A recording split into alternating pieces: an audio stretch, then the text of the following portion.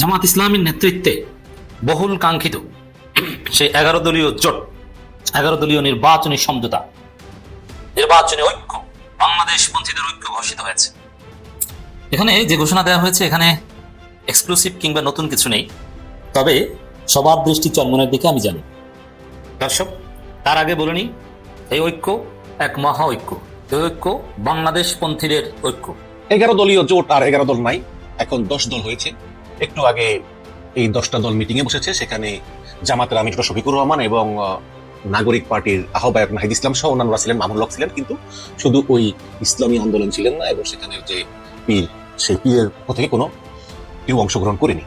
এবং এই হচ্ছে গিয়ে সর্বশেষ আপডেট। তো বন্ধুরা, সুখবর সুখবর সুখবর, এত বড় একটা সুখবর এনেছি আপনাদের জন্য। এই নতুন স্বাধীনতার দেশে নতুন স্বাধীনতার একটা নতুন স্বাদ নেওয়ার জন্য এত বড় একটা সুখবর এনেছি আপনাদের জন্য।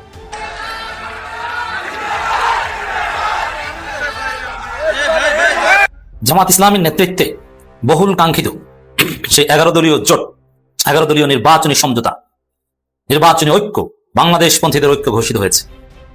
এখানে যে ঘোষণা দেওয়া হয়েছে এখানে এক্সক্লুসিভ কিংবা নতুন কিছু নেই, তবে সবার দৃষ্টি চরমনের দিকে আমি জানি। দর্শক, তার আগে বলে নিই, এই ঐক্য এক মহা ঐক্য, এই ঐক্য বাংলাদেশ পন্থীদের ঐক্য। বাংলাদেশের ইতিহাসে এত ডাইভার্সিফাইড কোন নির্বাচনী সমঝোতা, জোট বলেন, সমঝোতা বলেন, হোয়াটএভার, একই কথা।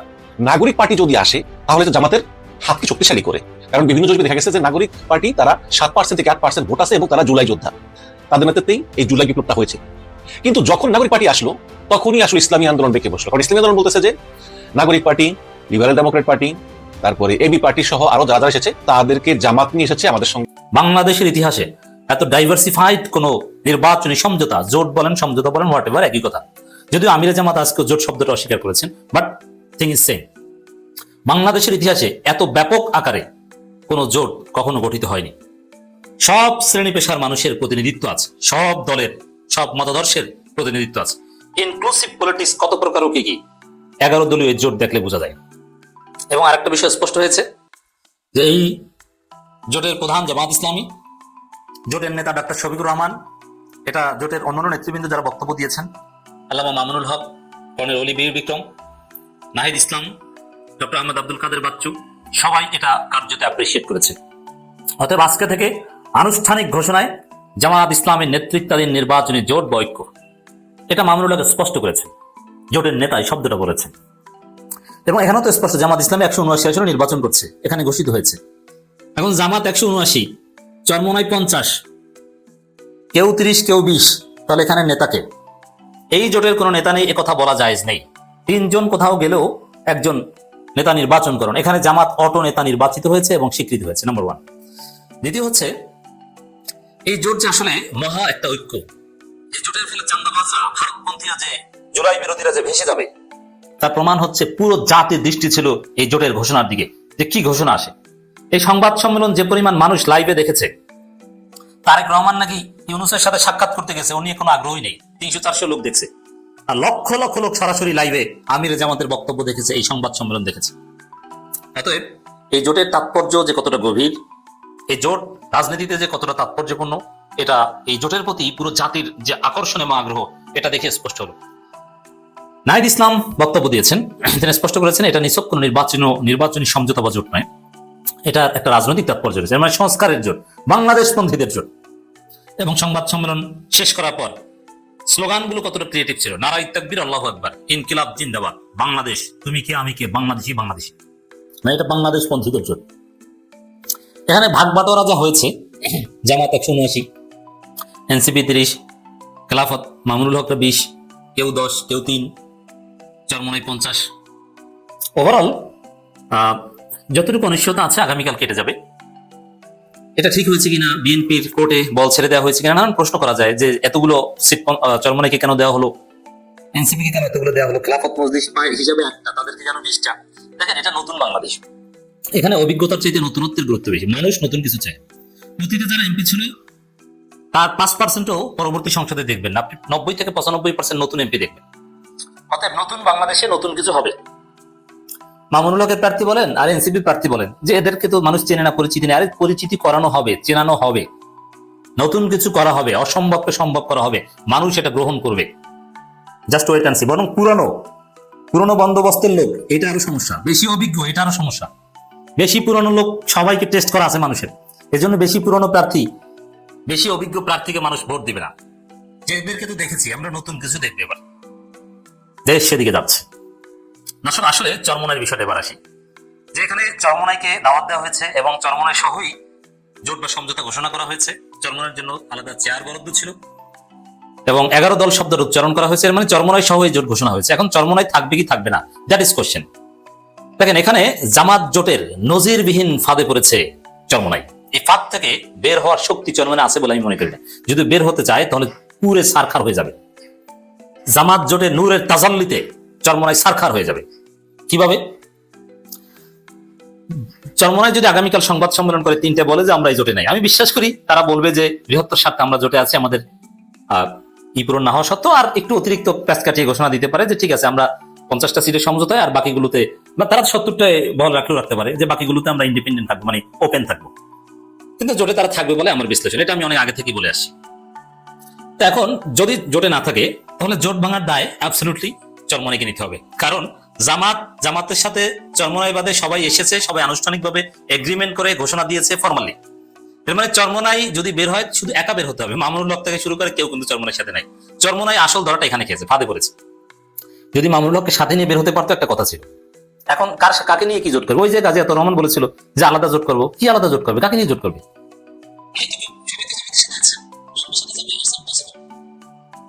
তো দর্শক, এখন চরমোনাই এই জোট মেনে নিতে বাধ্য হবে। আর যদি জোটে না থাকে তাহলে জোট ভাঙার দায়ে ইতিহাসে ভিলেন হতে হবে। সেই ইতিহাস ভাঙার দায়ে একবার ভিলেন হয়েছিল চরমোনাই। এবার তখনকার ইতিহাস কি, এটা তো আর অনলাইন ডকুমেন্ট নাই, ভিডিও নাই, এই প্রজন্ম জানে না, বা ইতিহাস বা ওগুলো এখন প্রাসঙ্গিক না। আর এখন চরমোনাই কি করেছে, কি কে জোট ভেঙেছে, এটা সবকিছুর ভিডিও প্রমাণ আছে। এটা কিয়ামত পর্যন্ত এটা অস্বীকার করা যাবে না। যেমন এই জোটে চরমোনাইয়ের জন্য চেয়ার খালি ছিল, একদম নাম লেখা চেয়ার খালি ছিল, এবং জোটের শিরোনামে চরমোনাই সহ 11 দল বলা হয়েছে এবং তাদের জন্য 50টা রাখা হয়েছে। সব ঠিক আছে। তো এখানে তো গোল জামাত অলরেডি দিয়ে দিয়েছে। এখন যদি চরমোনাই না থাকে তাহলে কি দাঁড়াবে? যে সবাই আছে, চরমোনাই নেই। চরমোনাইকে দেওয়া সত্ত্বেও, জামাত সর্বোচ্চ উদারতা দেখানো সত্ত্বেও, যেখানে বাস্তবিক পক্ষে তারা পায় ভোটের রেশিওতে জরিপ অনুযায়ী 14টা, সেখানে তাদেরকে 50টা দেওয়া হয়েছে। তারপরেও তারা থাকেনি। যদি এরকম হয় তাহলে মানুষ তাদেরকে থুতু দিবে, তারা সমাজে মুখ দেখানোর মতো সুযোগ পাবে না, লজ্জায় রাস্তায় বের হতে পারবে না, ইসলামপন্থীদের থেকে একদম বিচ্ছিন্ন হয়ে যাবে। অতএব জামাতের সাথে 10 দল থাকা, চরমোনাইয়ের জন্য 50টা আসন বরাদ্দ রাখা, সংবাদ সম্মেলনের চেয়ার খালি রাখা, চরমোনাই আসবে এই জন্য প্রায় আধা ঘন্টারও বেশি সময় অপেক্ষা করা, সবগুলোর মধ্য দিয়ে জামাত জোটের নজিরবিহীন ফাঁদে আটকা পড়েছে চরমোনাই। তাদের আর কিচ্ছু করার নেই। আমি বিশ্বাস করি তারা আগামীকাল একটু ঘুরিয়ে পেঁচিয়ে নিজের কিছু মান সম্মান রক্ষা করে এই জোটের প্রতি একাত্মতা ঘোষণা করবে। নাটকীয়তার অবসান হয়তো বা ঘটবে। তবে আমি আশাবাদী যে জোট টিকবে। তাদের অভিমানও রক্ষা করলো, জোটও টিকলো, সবগুলোই রক্ষা পাবে। এবং জোট টিকলে আমরা চরমোনাইয়ের যতটুকু সমালোচনা করছি বা তারা যতটুকু করছে, এগুলো সব ওভারকাম হয়ে এক মহা ঐক্য কায়েম হবে এবং জামাত চরমোনাইয়ের জোট ক্ষমতায় আসবে। আমি ভিডিও বানানোর পর এডিট করতে সময় লাগে, এর ভেতর যদি কোনো নতুন আপডেট আসে থাকে তাহলে অবশ্যই আপনারা পাবেন না। তো যাই হোক, এখন আমি আলোচনার মাধ্যমে বোঝার চেষ্টা করব যে আসলে কেন এই ইসলামী আন্দোলন জোট ছেড়ে বেরিয়ে গেল। আসলে দোষটা কার? জামাত ইসলামের নাকি ইসলামী আন্দোলনের? এবং এর পিছনে আসলে ভূরাজনৈতিক এবং কৌশলগত কোনো প্রভাব কাজ করেছে কিনা। দেখুন, ইসলামী ভোটগুলো যাতে একটা বাক্সে আসে, এই জন্যই কিন্তু প্রথম উদ্যোগ গ্রহণ করেছিলেন এই ইসলামী আন্দোলনই প্রথম, এবং তারা বিভিন্ন ইসলামী দলকে আমন্ত্রণ জানান এবং একটা পর্যায়ে সেখানে জামাত ইসলামও আসে। সুতরাং এই ইসলামী আন্দোলন মনে করেছে যে যেহেতু আমরাই এই উদ্যোগটা নিয়েছি, সুতরাং আমরাই এর নেতৃত্ব দেব এবং এটা হবে ইসলামী জোট। সেখানে জামাত ইসলাম, ইসলামী আন্দোলন, খেলাফতে মজলিস, নিজামী ইসলাম সহ বিভিন্ন পার্টি থাকবে। তো স্বাভাবিকভাবে যেহেতু জামাত ইসলাম বড় দল, কাজে তারা একটু খবরদারি সেখানে বেশি করার সিদ্ধান্ত নিয়েছে। এবং সমস্যাটা শুরু হয় তখনই যখন জাতীয় নাগরিক পার্টি এনসিপি তারা জামাত ইসলামের জোটে যোগ দেওয়ার সিদ্ধান্ত নেয়, এবং এটা কিন্তু জামাতের জন্য বড় পাওয়া। এবং জামাত ইসলামের সঙ্গে ইউরোপিয়ান ইউনিয়ন এবং আমেরিকার দফায় দফায় বৈঠক হয়ে বিভিন্ন সমঝোতা হয়েছে, এর আগে প্রতীক সমঝোতা, যেটা আর সিক্রেট কিছু নাই। কারণ এই পৃথিবীতে কোন একটা দেশে একটা ইসলামিক দল জনগণের ভোটে ক্ষমতায় আসার দ্বার প্রান্তে, সেটা কিন্তু এই বিশ্বে দ্বিতীয়। প্রথম হয়েছিল সেই কয়েক বছর আগে মুসলিম ব্রাদারহুড এসেছিল ক্ষমতায় মিশরে, এবং প্রেসিডেন্ট হয়েছিল মুরসি, বাট বেশি দিন টিকে নাই। পরে তাকে সামরিক অভ্যুত্থানে ক্ষমতাচ্যুত করে তারই নিয়োগ দেওয়া সেনাপ্রধান, যিনি এখনো মিশরের প্রেসিডেন্ট, এবং মুরসি কারাগারে মারা যায়। খুব নিদারুণ কাহিনী আর কি। এবং তারপরে আবার এখানে জামাত ইসলাম দফায় দফায় মিটিং করেছে কূটনীতিকদের সঙ্গে, পশ্চিমাদের সঙ্গে। তারা লোগো চেঞ্জ করেছে এবং তারা বলেছে তারা ক্ষমতায় গেলে শরিয়া আইন চালু করবে না। তো এই সমস্ত বিভিন্ন বিষয় আসলে আন্তর্জাতিক সম্প্রদায়কে জামাত কনভিন্স করে সফল হয়েছে। নাগরিক পার্টি যদি আসে তাহলে তো জামাতের হাতকে শক্তিশালী করে, কারণ বিভিন্ন জরিপে দেখা গেছে যে নাগরিক পার্টি তারা 7% থেকে 8% ভোট আছে এবং তারা জুলাই যোদ্ধা, তাদের নেতৃত্বেই এই জুলাই বিপ্লবটা হয়েছে। কিন্তু যখন নাগরিক পার্টি আসলো তখনই আসলে ইসলামী আন্দোলন বেঁকে বসলো। কারণ ইসলামী আন্দোলন বলতেছে যে নাগরিক পার্টি, লিবারেল ডেমোক্রেট পার্টি, তারপরে এবি পার্টি সহ আরো যারা যারা এসেছে তাদেরকে জামাত নিয়ে এসেছে আমাদের সঙ্গে আলোচনা করে নাই। এমনকি ভবিষ্যতে ক্ষমতায় গেলে ইসলামী আন্দোলন চায় আফগানিস্তানের ভিত্তিক শাসন ব্যবস্থা, যেটা জামাত ইসলাম রাজি না। এবং সবচেয়ে বড় কথা হচ্ছে রিসেন্টলি জামাতের আমির বলেছে ক্ষমতায় গেলে আমরা বিএনপি কে সঙ্গে নিয়ে জাতীয় সরকার করব, এবং এই কথা বলার আগে নাকি জামাত ইসলাম ইসলামী আন্দোলনের সঙ্গে বিন্দুমাত্র আলাপ আলোচনা করেনি। এই কারণে ইসলামী আন্দোলন মনে করতেছে তাদেরকে অবহেলা করা হচ্ছে, কিন্তু তারা অবহেলার পাত্র না, কারণ তারাই হচ্ছে এই জোটের ভিতরে সবচেয়ে বড় দল। তাদের যে ভোট আছে জামাত ইসলামেরও নাই, এটা তারা মনে করতেছে। এখন কেউ যদি কিছু মনে করে আপনি কি করবেন? দেখুন, চরমনের পীর যেভাবে বিএনপিকে আক্রমণ করতেছে শুরু থেকেই, এইভাবে বিএনপি আক্রমণ করা জামাতের পক্ষে সম্ভব না। কারণ জামাত এবং বিএনপি একসময় একই জোটে ছিল, একসঙ্গে সরকারও চালিয়েছে। আমি লন্ডনে দেখেছি ভাই, যা জামাত তাই বিএনপি, যা বিএনপি তাই জামাত, একসঙ্গে 15 বছর কাঁধে কাঁধ মিলিয়ে ভাইয়ের মতো হয়ে এই ফ্যাসিবাদের বিরুদ্ধে যুদ্ধ করেছে। লন্ডনে কোনো জামাত বিএনপি ভিন্ন করছিল না, সবাই এক ছিল। এখন হয়তো পরিস্থিতি পরিবর্তন হওয়ার কারণে দুই জোট করে, এই কারণেই চরমনের পীর যেভাবে বিএনপি আক্রমণ করে জামাত ওইভাবে আক্রমণ করতে পারে না। চক্ষু লজ্জাও তো আছে রে ভাই।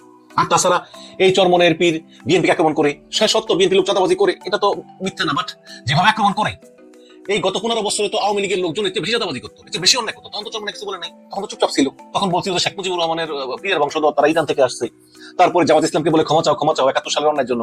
আর হেফাজত ইসলাম যে শেখ হাসিনাকে কওমি জননী উপাধি দিল, যে শেখ হাসিনা আলেমদেরকে নির্যাতন করতো, তাকে দিল কওমি জননী উপাধি, সেই উপাধি এখন প্রত্যাহার করেছে, তার জন্য ক্ষমা চেয়েছে? চাই নাই তো।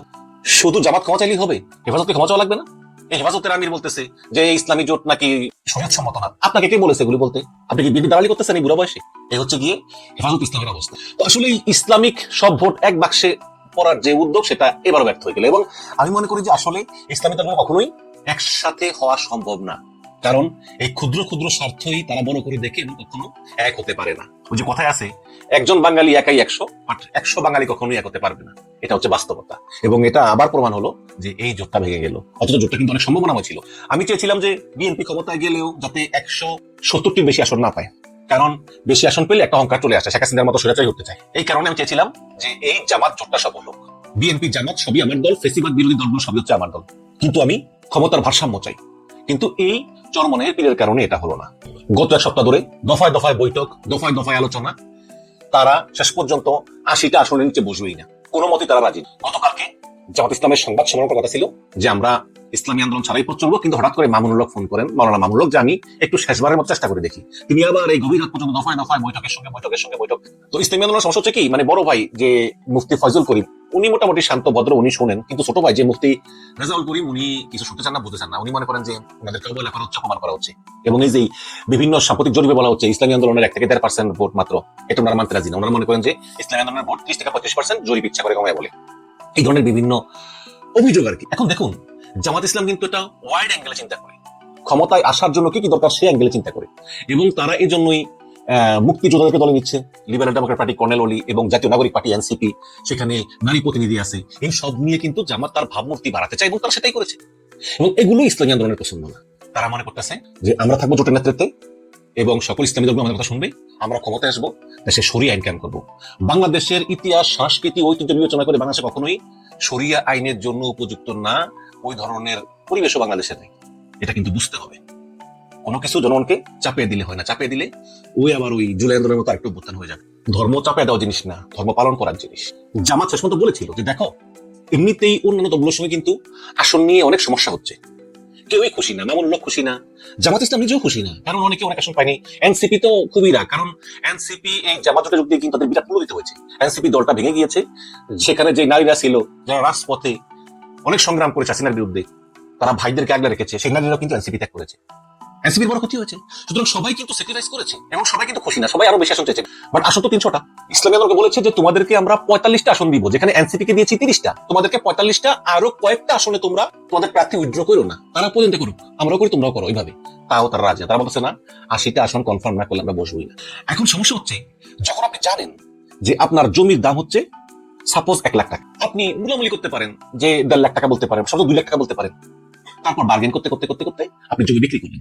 যদি আপনার বিক্রির আগ্রহ থাকে, কিন্তু আপনার জমির দাম 1 লাখ টাকা আপনি জানেন, কিন্তু আপনি বললেন আমার জমির দাম 20 লাখ টাকা, তার মানে হচ্ছে যে আপনার ওই জমি বিক্রির কোনো ইন্টেনশনই নাই, আপনি আসলে ওই জমি দিয়ে অন্য কোনো ধান্দা করতেছেন। এখন এই ইসলামী আন্দোলনে যেখানে 1-1.5% ভোট সমস্ত বাংলাদেশে, তারা যখন 80টা আসন চায়, যাদের একজন এমপি কখনো হয়নি, তখন বুঝাই যায় যে এখানে কোনো ঝামেলা আছে। এবং দর্শক, এই ভারত সহ বিভিন্ন কমিউনিটি আছে ইউরোপে, আমেরিকা বা অন্য জায়গায়, তারা কখনোই এটা ইসলামী দল জনগণের ভোটে ক্ষমতা আসবে তারা এটা মেনে নিতে পারে না। এবং সেই সঙ্গে আওয়ামী লীগও আছে। আমি দেখলাম যে আওয়ামী লীগের নেত্রী বলতেছে ভিডিওতে যে ভাইয়েরা আমি আগে আওয়ামী লীগ করতাম, এখন কেন আমি এসেছি বিএনপিতে। ভাইয়েরা, যদি আপনারা বিএনপিতে ভোট দেন, ধানের শীষে ভোট দেন, তাহলে 2 বছর পরে হোক, 5 বছর পরে হোক, আওয়ামী লীগ আবার ফিরে আসবে।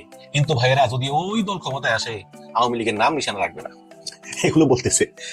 তো এখন প্রশ্ন হচ্ছে যে আসলে কি এই মুফতি রাজাউল করিম উনি কি আসলে আওয়ামী লীগ এবং ভারতীয় রয়ের খপ্পরে পড়েছেন, যাকে আমরা গত 15 বছরে কোনো আন্দোলন করতে দেখিনি, আন্দোলনের মাঠে দেখিনি, বরঞ্চ তিনি শেখ হাসিনার আয়োজনে প্রতিটি নির্বাচনে অংশগ্রহণ করে তিনি সেই আওয়ামী সরকারের পক্ষে বৈধতা উৎপন্ন করেছেন এবং আওয়ামী লীগের পতনের পর বিএনপিকে ঢালাওভাবে আক্রমণ করতেছেন। করা ভাষায় করেন, আপনি করেন, আপনার অধিকার আছে।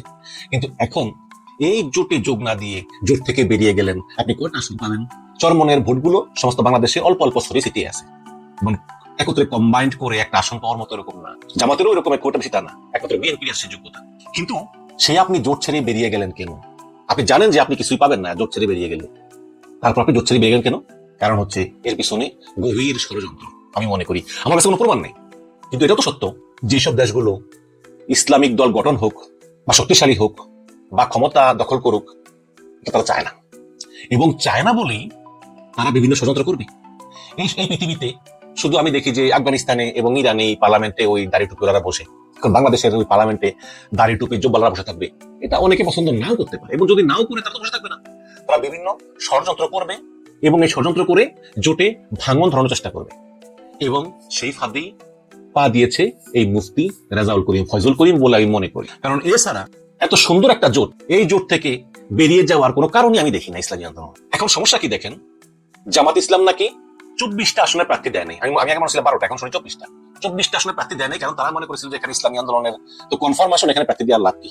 হ্যাঁ, সেই 24টা আসন কিন্তু জামাতের কম, প্রার্থী দেয় নাই, তারা ভুল করেছে এই জায়গায়। আর ইসলামী আন্দোলন যদি জোট থেকে বেরিয়ে স্বতন্ত্র নির্বাচন করে, ইসলামী আন্দোলনে কিন্তু 274টা আসনে কিন্তু হাত পাখা মার্কার প্রার্থী আছে, যারা এই জামাত ইসলামের ভোটে ভাগ বসাবে।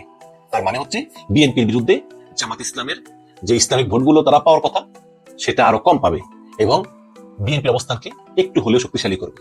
এবং এটাই কিন্তু চায় কিছু গোষ্ঠী, যারা চায় না ইসলামিক দল ক্ষমতায় আসুক, এবং সেই গোষ্ঠীর পাতা ফাঁদে এবং প্রলোভনে এই তাদের নির্বাচনী জোট বা ঐক্য, এটা মামুনুল হক স্পষ্ট করেছে, জোটের নেতা এই শব্দটা বলেছে। এবং এখানে তো স্পষ্ট জামাত ইসলামী 179 আসনে নির্বাচন করছে, এখানে ঘোষিত হয়েছে। এখন জামাত 179, চরমনাই 50, কেউ 30, কেউ 20, তাহলে এখানে নেতাকে, এই জোটের কোনো নেতা নেই, একথা বলা জায়েজ নেই। 3 জন কোথাও গেলেও একজন নেতা নির্বাচন করুন। এখানে জামাত অটো নেতা নির্বাচিত হয়েছে এবং স্বীকৃতি হয়েছে, নাম্বার 1। দ্বিতীয় হচ্ছে, এই জোট যে আসলে মহা একটা ঐক্য, এই জোটের ফলে চান্দাবাজরা, ভারতপন্থীরা, যে জুলাই বিরোধীরা যে ভেসে যাবে, তার প্রমাণ হচ্ছে পুরো জাতির দৃষ্টি ছিল এই জোটের ঘোষণার দিকে, যে কি ঘোষণা আসে। এই সংবাদ সম্মেলন যে পরিমাণ মানুষ লাইভে দেখেছে, তারেক রহমান নাকি ইউনূসের সাথে সাক্ষাৎ করতে গেছে, উনি কোনো আগ্রহী নেই, 300-400 লোক দেখছে। আর লক্ষ লক্ষ লোক সরাসরি লাইভে আমির জামাতের বক্তব্য দেখেছে, এই সংবাদ সম্মেলন দেখেছে। অতএব এই জোটের তাৎপর্য যে কতটা গভীর, এই জোট রাজনীতিতে যে কতটা তাৎপর্যপূর্ণ, এটা এই জোটের প্রতি পুরো জাতির যে আকর্ষণ এবং আগ্রহ, এটা দেখে স্পষ্ট হলো। নাহিদ ইসলাম বক্তব্য দিয়েছেন, তিনি স্পষ্ট করেছেন এটা নিছক কোনো নির্বাচনী সমঝোতা বা জোট নয়, এটা একটা রাজনৈতিক তাৎপর্য রয়েছে, মানে সংস্কারের জোট, বাংলাদেশপন্থীদের জোট। এবং সংবাদ সম্মেলন শেষ করার পর স্লোগানগুলো কতটা ক্রিয়েটিভ ছিল, নারাই তাকবীর, আল্লাহু আকবার, ইনকিলাব জিন্দাবাদ, বাংলাদেশ তুমি কে আমি কে, বাংলাদেশি বাংলাদেশি, মানে এটা বাংলাদেশপন্থীদের জোট।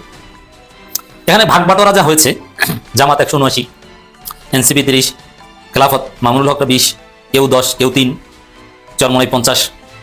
ওভারঅল যতটুকু অনিশ্চয়তা আছে আগামীকাল কেটে যাবে। এটা ঠিক হয়েছে কিনা, বিএনপির কোর্টে বল ছেড়ে দেওয়া হয়েছে কিনা, নানান প্রশ্ন করা যায় যে এতগুলো সিট চরমনাইকে কেন দেওয়া হলো, এনসিপি কে কেন এতগুলো দেওয়া হলো, খেলাফত মজলিস পায় হিসাবে একটা, তাদেরকে কেন 20টা। দেখেন, এটা নতুন বাংলাদেশ, এখানে অভিজ্ঞতার চাইতে নতুনত্বের গুরুত্ব বেশি। মানুষ নতুন কিছু চায়। অতীতে যারা এমপি ছিল তার 5%ও পরবর্তী সংসদে দেখবেন, আপনি 90 থেকে 95% নতুন এমপি দেখবেন। অতএব নতুন বাংলাদেশে নতুন কিছু হবে। মামুনুল হকের প্রার্থী বলেন আর এনসিপি প্রার্থী বলেন যে এদেরকে তো মানুষ চেনে না, পরিচিতি নেই। আরে পরিচিতি করানো হবে, চেনানো হবে, নতুন কিছু করা হবে, অসম্ভবকে সম্ভব করা হবে, মানুষ এটা গ্রহণ করবে। Just wait and see. বরং পুরনো বন্দোবস্তের লোক, এটা আরো সমস্যা। বেশি অভিজ্ঞ, এটা আরো সমস্যা।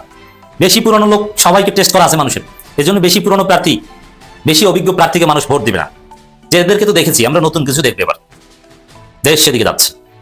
দর্শক, আসলে চরমনাইয়ের বিষয়টা এবার আসি, যে এখানে চরমনাইকে দাওয়াত দেওয়া হয়েছে এবং চরমনাই সহই জোট বা সমঝোতা ঘোষণা করা হয়েছে। চরমনাইয়ের জন্য আলাদা চেয়ার বরাদ্দ ছিল এবং 11 দল শব্দের উচ্চারণ করা হয়েছে, মানে চরমনাই সহই জোট ঘোষণা হয়েছে। এখন চরমনাই থাকবে কি থাকবে না, দ্যাট ইজ কোশ্চেন। দেখেন, এখানে জামাত জোটের নজিরবিহীন ফাঁদে পড়েছে চরমনাই। এই ফাঁদ থেকে বের হওয়ার শক্তি চরমনাই আছে বলে আমি মনে করি। যদি বের হতে চায় তাহলে পুরে সারখার হয়ে যাবে। জামাত জোটের নূরের তাজাল্লিতে চরমনাই সারখার হয়ে যাবে। কিভাবে? চরমনাই যদি আগামীকাল সংবাদ সম্মেলন করে 3টে বলে যে আমরা এই জোটে নাই, আমি বিশ্বাস করি তারা বলবে যে বৃহত্তর স্বার্থে আমরা জোটে আছি, আমাদের পূরণ না হওয়া সত্ত্বেও আর একটু অতিরিক্ত প্যাচ কাটিয়ে ঘোষণা দিতে পারে যে ঠিক আছে আমরা 50টা সিটের সমঝোতায়, আর বাকিগুলোতে তারা 70টায় বল রাখতে পারে যে বাকিগুলোতে আমরা ইন্ডিপেন্ডেন্ট থাকবো, মানে ওপেন থাকবো। কিন্তু জোটে তারা থাকবে বলে আমার বিশ্লেষণ, এটা আমি অনেক আগে থেকে বলে আসছি। তো এখন যদি জোটে না থাকে তাহলে জোট ভাঙার দায় অ্যাবসলিউটলি চরমনাইকে নিতে হবে। কারণ জামাতের সাথে চরমনাই বাদে সবাই এসেছে, সবাই আনুষ্ঠানিকভাবে এগ্রিমেন্ট করে ঘোষণা দিয়েছে ফরমালি। এর মানে চরমনাই যদি বের হয় শুধু একা বের হতে হবে, মামুনুল হক থেকে শুরু করে কেউ কিন্তু চরমনাইয়ের সাথে নাই। চরমনাই আসল ধরাটা এখানে খেয়েছে, ফাঁদে পড়েছে। যদি মামুনুল হককে সাথে নিয়ে বের হতে পারতো একটা কথা ছিল। এখন কাকে নিয়ে কি জোট করবে? ওই যে গাজী আতাউর রহমান বলেছিল যে আলাদা জোট করবো, কি আলাদা জোট করবে? কাকে নিয়ে জোট করবে? নাই তো কেউ, সবাই তো জামাতের সাথে আছে। বিএনপির সাথে যাবে? It's impossible. তো দর্শক, এখন চরমনাই এই জোট মেনে নিতে বাধ্য হবে। আর যদি জোটে না থাকে তাহলে জোট ভাঙার দায়ে ইতিহাসে ভিলেন হতে হবে। সেই ইতিহাদ ভাঙার দায়ে একবার ভিলেন হয়েছিল চরমনাই। এবার তখনকার ইতিহাস কি, এটা তো আর অনলাইন ডকুমেন্ট নাই, ভিডিও নাই, এই প্রজন্ম জানে না, বা ইতিহাদ বা ওগুলো এখন প্রাসঙ্গিক না। আর এখন চরমনাই কি করেছে, কি কে জোট ভেঙেছে, এটা সবকিছু ভিডিও প্রমাণ আছে। এটা কিয়ামত পর্যন্ত এটা অস্বীকার করা যাবে না। যেমন এই জোটে চরমনাইয়ের জন্য চেয়ার খালি ছিল, একদম নাম লেখা চেয়ার খালি ছিল, এবং জোটের শিরোনামে চরমনাই সহ 11 দল বলা হয়েছে এবং তাদের জন্য 50টা রাখা হয়েছে। সব ঠিক আছে। তো এখানে তো গোল জামাত অলরেডি দিয়ে দিয়েছে। এখন যদি চরমনাই না থাকে তাহলে কি দাঁড়াবে? যে সবাই আছে, চরমনাই নেই। চরমনাইকে দেওয়া সত্ত্বেও, জামাত সর্বোচ্চ উদারতা দেখানো সত্ত্বেও, যেখানে বাস্তবিক পক্ষে তারা পায় ভোটের রেশিওতে জরিপ অনুযায়ী 14টা, সেখানে তাদেরকে 50টা দেওয়া হয়েছে, তারপরে তারা থাকেনি। যদি এরকম হয় তাহলে মানুষ তাদেরকে থুতু দেবে, তারা সমাজে মুখ দেখানোর মতো সুযোগ পাবে না, লজ্জায় রাস্তায় বের হতে পারবে না, ইসলামপন্থীদের থেকে একদম বিচ্ছিন্ন হয়ে যাবে। অতএব জামাতের সাথে 10 দল থাকা, চরমনাইয়ের জন্য 50টা আসন বরাদ্দ রাখা, সংবাদ সম্মেলনের চেয়ার খালি রাখা, চরমনাই আসবে এই জন্য প্রায় আধা ঘন্টারও বেশি সময় অপেক্ষা করা, সবগুলোর মধ্য দিয়ে জামাত জোটের নজিরবিহীন ফাঁদে আটকা পড়েছে চরমনাই। তাদের আর কিচ্ছু করার নেই। আমি বিশ্বাস করি তারা আগামীকাল একটু ঘুরিয়ে পেঁচিয়ে নিজের কিছু মান সম্মান রক্ষা করে এই জোটের প্রতি একাত্মতা ঘোষণা করবে, নাটকীয়তার অবসান হয়তো বা ঘটবে। তবে আমি আশাবাদী যে জোট টিকবে। তাদের অভিমানও রক্ষা করলো, জোটও টিকলো। 11 দলীয় জোট আর 11 দল নাই, এখন 10 দল হয়েছে। একটু আগে এই 10টা দল মিটিং এ বসেছে, সেখানে জামাতের আমির ডক্টর শফিকুর রহমান এবং নাগরিক পার্টির আহ্বায়ক নাহিদ ইসলাম সহ অন্যান্যরা ছিলেন, মামুনুল হক ছিলেন, কিন্তু শুধু ওই ইসলামী আন্দোলন ছিলেন না, এবং সেখানের যে পীর, সেই পীরের পক্ষ থেকে কোনো কেউ অংশগ্রহণ করেনি। এবং এই হচ্ছে গিয়ে সর্বশেষ আপডেট। আমি ভিডিও বানানোর পর এডিট করতে সময় লাগে, এর ভিতর যদি কোনো নতুন আপডেট আসে থাকে তাহলে অবশ্যই আপনারা পাবেন না। তো যাই হোক, এখন আমি আলোচনার মাধ্যমে বোঝার চেষ্টা করব যে আসলে কেন এই ইসলামী আন্দোলন জোট ছেড়ে বেরিয়ে গেল। আসলে দোষটা কার, জামাত ইসলামের নাকি ইসলামী আন্দোলনের, এবং এর পিছনে আসলে রাজনৈতিক এবং কৌশলগত কোনো প্রভাব কাজ করেছে কিনা। দেখুন, ইসলামী ভোটগুলো যাতে একটা বাক্সে আসে, এই জন্যই কিন্তু প্রথম উদ্যোগ গ্রহণ করেছিলেন এই ইসলামী আন্দোলনই প্রথম, এবং তারা বিভিন্ন ইসলামী দলকে আমন্ত্রণ জানান এবং একটা পর্যায়ে সেখানে জামাত ইসলামও আসে। সুতরাং এই ইসলামী আন্দোলন মনে করেছে যে যেহেতু আমরাই এই উদ্যোগটা নিয়েছি, সুতরাং আমরাই এর নেতৃত্ব দেব, এবং এটা হবে ইসলামী জোট। সেখানে জামাত ইসলাম, ইসলামী আন্দোলন, খেলাফতে মজলিস, নিজাম ইসলাম সহ বিভিন্ন পার্টি থাকবে। তো স্বাভাবিকভাবে যেহেতু জামাত ইসলাম বড় দল, কাজেই তারা একটু খবরদারি সেখানে বেশি করার সিদ্ধান্ত নিয়েছে। এবং সমস্যাটা শুরু হয় তখনই যখন জাতীয় নাগরিক পার্টি এনসিপি তারা জামাত ইসলামের জোটে যোগ দেওয়ার সিদ্ধান্ত নেয়, এবং এটা কিন্তু জামাতের জন্য বড় পাওয়া। কারণ জামাত ইসলামের সঙ্গে ইউরোপিয়ান ইউনিয়ন এবং আমেরিকার দফায় দফায় বৈঠক হয়ে বিভিন্ন সমঝোতা হয়েছে এর আগে, কূটনৈতিক সমঝোতা, যেটা আর সিক্রেট কিছু নাই। কারণ এই পৃথিবীতে কোনো একটা দেশেই একটা ইসলামিক দল জনগণের ভোটে ক্ষমতায় আসার দ্বার প্রান্তে, সেটা কিন্তু এই বিশ্বে দ্বিতীয়। প্রথম হয়েছিল সেই কয়েক বছর আগে, মুসলিম ব্রাদারহুড এসেছিল ক্ষমতায় মিশরে, এবং প্রেসিডেন্ট হয়েছিল মুরসি, বাট বেশি দিন টিকে নাই। পরে তাকে সামরিক অভ্যুত্থানে ক্ষমতাচ্যুত করে তারই নিয়োগ দেওয়া সেনাপ্রধান, যিনি এখনো মিশরের প্রেসিডেন্ট, এবং মুরসি কারাগারে মারা যায়। মানে খুব নিদারুণ কাহিনী আর কি।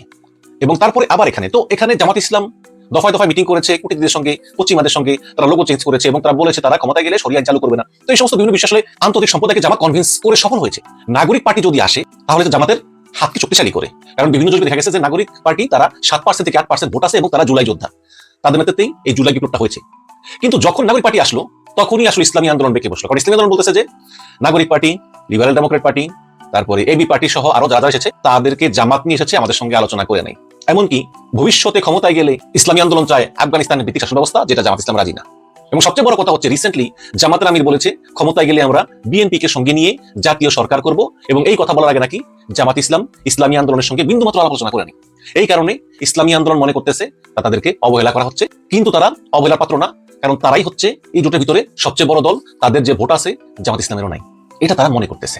এখন কেউ যদি কিছু মনে করে আপনি কি করবেন? দেখুন, চরমনের পীর যেভাবে বিএনপিকে আক্রমণ করতে শুরু থেকেই, এইভাবে বিএনপি আক্রমণ করা জামাতের পক্ষে সম্ভব না, কারণ জামাত এবং বিএনপি একসময় একই জোটে ছিল, একসঙ্গে সরকারও চালিয়েছে। আমি লন্ডনে দেখেছি ভাই, যা জামাত তাই বিএনপি, যা বিএনপি তাই জামাত, একসঙ্গে 15 বছর কাঁধে কাঁধ মিলিয়ে ভাইয়ের মতো হয়ে এই ফ্যাসিবাদের বিরুদ্ধে যুদ্ধ করেছে। লন্ডনে কোনো জামাত বিএনপি ভিন্ন ছিল না, সবাই এক ছিল। এখন হয়তো পরিস্থিতি পরিবর্তন হওয়ার কারণে দুই জোট করে, এই কারণে চরমনের পীর যেভাবে বিএনপি আক্রমণ করে জামাত ওইভাবে আক্রমণ করতে পারে না। চক্ষু লজ্জাও তো আছে ভাই। আর তাছাড়া এই চরমনের পীর বিএনপি আক্রমণ করে, সে সত্য বিএনপি লোক চাঁদাবাজি করে, এটা তো মিথ্যা না, বাট যেভাবে আক্রমণ করে এই গত 15 বছরে তো আওয়ামী লীগের লোকজন এতে বেশি দাবাজি করতো, এতে বেশি অন্যায় করতো। তখন তো চরমনের কিছু বলে নাই, তখন তো চুপচাপ ছিল। তখন বলছিল শেখ মুজিবুর রহমানের পীরের বংশধর, তারা ইরান থেকে আসছে। তারপরে জামাত ইসলামকে বলে ক্ষমা চাও 71 সালের অন্যায়ের জন্য। আর হেফাজত ইসলাম যে শেখ হাসিনাকে কওমি জননী উপাধি দিল, যে শেখ হাসিনা আলেমদেরকে নির্যাতন করতো, তাকে দিল কওমি জননী উপাধি, সেই উপাধি কোনো প্রত্যাহার করেছে? তার জন্য ক্ষমা চেয়েছে? চাই নাই তো। শুধু জামাত ক্ষমা চাইলেই হবে? হেফাজতকে ক্ষমা চাওয়া লাগবে না? এই হেফাজতের আমির বলতেছে যে ইসলামী জোট নাকি শরীয়ত সম্মত না। আপনাকে কে বলেছে এগুলো বলতে? আপনি কি বিএনপি দালালি করতেছেন এই বুড়া বয়সে? এই হচ্ছে গিয়ে হেফাজত ইসলামের অবস্থা। তো আসলে ইসলামিক সব ভোট এক বাক্সে পড়ার যে উদ্যোগ, সেটা এবার ব্যর্থ হয়ে গেল। এবং আমি মনে করি যে আসলে ইসলামী দলগুলো কখনোই একসাথে হওয়া সম্ভব না, কারণ এই ক্ষুদ্র ক্ষুদ্র স্বার্থই তারা বড় করে দেখে এবং কখনো এক হতে পারে না। ওই যে কথায় আছে, একজন বাঙালি একাই 100, বাট 100 বাঙালি কখনোই এক হতে পারবে না। এটা হচ্ছে বাস্তবতা, এবং এটা আবার প্রমাণ হলো যে এই জোটটা ভেঙে গেল। অথচ জোটটা কিন্তু অনেক সম্ভাবনা ছিল। আমি চেয়েছিলাম যে বিএনপি ক্ষমতায় গেলেও যাতে 170টির বেশি আসন না পায়, কারণ বেশি আসন পেলে একটা অহংকার চলে আসে, শেখ হাসিনার মতো স্বৈরাচারী হতে চায়। এই কারণে আমি চেয়েছিলাম যে এই জামাত জোটটা সফল হোক। বিএনপি জামাত সবই আমার দল, ফেসিবাদ বিরোধী দলগুলো সবই হচ্ছে আমার দল, কিন্তু আমি ক্ষমতার ভারসাম্য চাই। কিন্তু এই চরমনের পীরের কারণে এটা হলো না। গত এক সপ্তাহ ধরে দফায় দফায় বৈঠক, দফায় দফায় আলোচনা, তারা শেষ পর্যন্ত 80টা আসনের নিচে বসবেই না, কোনো মতেই তারা রাজি। গতকালকে জামাত ইসলামের সংবাদ সম্মেলন করার কথা ছিল যে আমরা ইসলামী আন্দোলন ছাড়াই পথ চলবো, কিন্তু হঠাৎ করে মামুনুল হক ফোন করেন, মাওলানা মামুনুল হক, যে আমি একটু শেষবারের মতো চেষ্টা করে দেখি। তিনি আবার এই গভীর রাত পর্যন্ত দফায় দফায় বৈঠকের সঙ্গে বৈঠক। তো ইসলামী আন্দোলনের সমস্যা হচ্ছে কি, মানে বড় ভাই যে মুফতি ফয়জুল করিম, উনি মোটামুটি শান্ত ভদ্র, উনি শুনেন, কিন্তু ছোট ভাই যে মুফতি রেজাউল করিম, উনি কিছু শুনতে চান না, বুঝতে চান না। উনি মনে করেন যে আমাদেরকে অবহেলা করা হচ্ছে, অপমান করা হচ্ছে। এবং এই যে বিভিন্ন সাম্প্রতিক জরিপে বলা হচ্ছে ইসলামী আন্দোলনের 1 থেকে 1.5% ভোট মাত্র, এটা ওনারা মানতে রাজি না। ওনারা মনে করেন যে ইসলামী আন্দোলনের ভোট 30 থেকে 35% জরিপ ইচ্ছা করে কমায় বলে।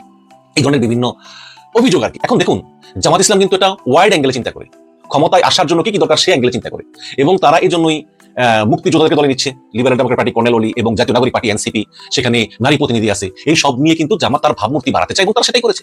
এবং এগুলো ইসলামী আন্দোলনের পছন্দ না। তারা মনে করতেছে যে আমরা থাকবো জোটের নেতৃত্বে এবং সকল ইসলামী দলগুলো আমাদের কথা শুনবে, আমরা ক্ষমতায় আসবো, দেশে শরিয়া আইন কায়েম করবো।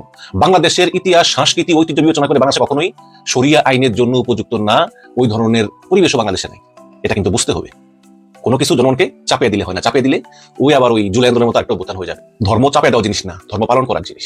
জামাত শেষ মতো বলেছিল যে দেখো, এমনিতেই অন্যান্য দলগুলোর সঙ্গে কিন্তু আসন নিয়ে অনেক সমস্যা হচ্ছে, কেউই খুশি না, মামুনুল হক খুশি না, জামাত ইসলাম নিজেও খুশি না, কারণ অনেকে অনেক আসন পায়নি। এনসিপি তো খুবই রাগ, কারণ এনসিপি এই জামাত জোটের যুদ্ধে কিন্তু তাদের বিরাট প্রভাবিত হয়েছে। এনসিপি দলটা ভেঙে গিয়েছে, সেখানে যে নারীরা ছিল, যারা রাজপথে অনেক সংগ্রাম করেছে হাসিনার বিরুদ্ধে, তারা ভাইদেরকে আগলে রেখেছে, সেই নারীরাও কিন্তু এনসিপি ত্যাগ করেছে। এনসিপির বড় ক্ষতি হয়েছে। সুতরাং সবাই কিন্তু স্যাক্রিফাইস করেছে এবং সবাই কিন্তু খুশি না, সবাই আরো বেশি আসন চাইছে। বাট আসন তো 300টা। ইসলামী আন্দোলন বলেছে যে তোমাদেরকে আমরা 45টা আসন দিব, যেখানে এনসিপি কে দিয়েছি 30টা, তোমাদেরকে 45টা, আরো কয়েকটা আসনে তোমরা তোমাদের প্রার্থী উইথড্র করো না, তারা পর্যন্ত করুক, আমরা করি, তোমরা করো, ওইভাবে। তাও তারা রাজি। তারা বলছে না 80টা আসন কনফার্ম না করলে আমরা বসবই না। এখন সমস্যা হচ্ছে, যখন আপনি জানেন যে আপনার জমির দাম হচ্ছে সাপোজ 1 লাখ টাকা, আপনি মূলামূলি করতে পারেন যে 1.5 লাখ টাকা বলতে পারেন, 2 লাখ টাকা বলতে পারেন। তারপর বার্গেন করতে করতে করতে করতে আপনি জমি বিক্রি করলেন, যদি আপনার বিক্রির আগ্রহ থাকে। কিন্তু আপনার জমির দাম 1 লাখ টাকা আপনি জানেন, কিন্তু আপনি বললেন আমার জমির দাম 20 লাখ টাকা।